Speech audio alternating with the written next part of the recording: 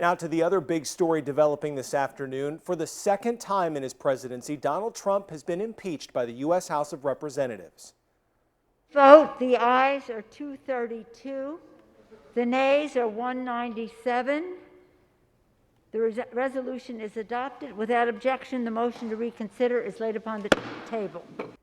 It is only the fourth time in American history a president's been impeached, and it's the only time a president has been impeached more than once. The move comes just 7 days before President Trump is due to leave office.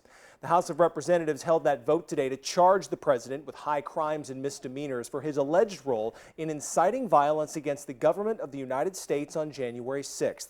Democrats, like House Majority Leader Steny Hoyer, said this vote was no ordinary roll call. He said today's vote would be a record of commitment to the Constitution. With just 7 days left in the president's term, this vote is not about timing. It is about principle and fidelity to our Constitution. It concerns the clear and present danger facing our country, not only in these final days of the Trump administration, but in the weeks, months, and years that will follow.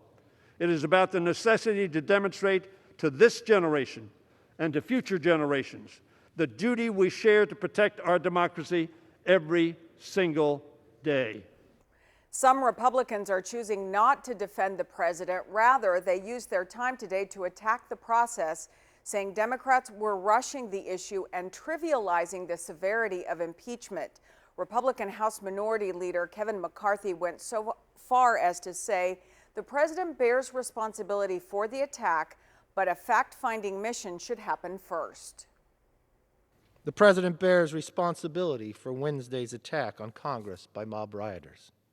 He should have immediately denounced the mob when he saw what was unfolding. These facts require immediate action by President Trump. Accept his share of responsibility, quell the brewing unrest, and ensure President-elect Biden is able to successfully begin his term. And the president's immediate action also deserves congressional action, which is why I think a fact-finding commission and a censure resolution would be prudent. Unfortunately, that is not where we are today. In the end, 10 Republicans in the House broke with their party and voted for impeachment. So what happens now? The action moves to the Senate. Senators will decide whether to convict the president, but the Senate is not in session. Senate Majority Leader Mitch McConnell says he will not bring the Senate back to session early, so a trial would likely not happen until January 19th at the earliest. It could also happen after President Trump leaves office. That might still mean consequences for the president because a conviction could bar him from holding office again. Senator McConnell is still undecided about whether to impeach President Trump. A spokesperson says the Kentucky Republican told his GOP colleagues in a note this afternoon he remains undecided on whether he'll vote on the conviction of the president. McConnell wrote in part, quote, "While the press has been full of speculation, I have not made a final decision on how I will vote, and I intend to listen to the legal arguments when they're presented to the Senate," end quote.